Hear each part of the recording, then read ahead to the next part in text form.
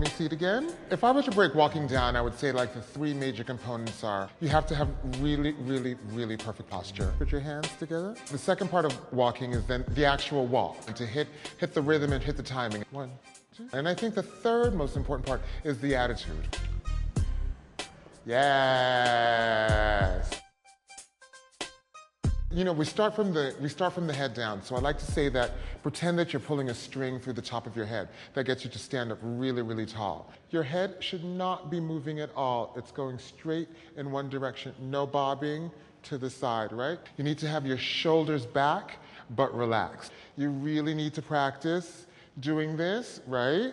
Because what have you been doing your whole life? This, right? So you really have to practice about opening it up and standing there, right?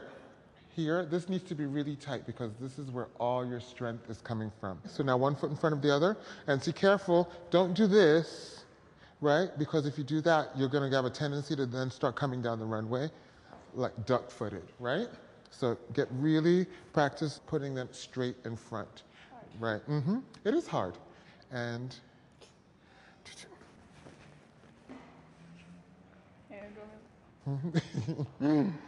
right?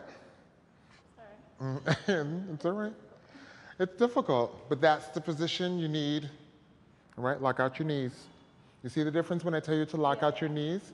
And so unlock your knees.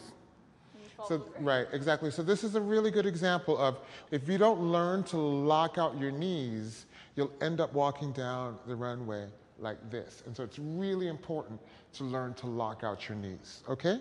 This is the line that you want to be giving as the model, because the reality is most people are going to be sitting on the sides. So that's the classic position that you want to give them.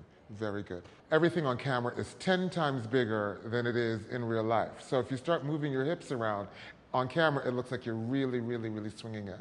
And then you really have to make sure that your knees are locked out so you don't get that crunched down feeling that when you're walking. And then basically it's just putting one foot in front of the other.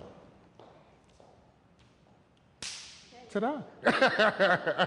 Gorgeous. These are the basic things, and without anything else, you know, it's practice, practice, practice, practice. And you really just need to concentrate.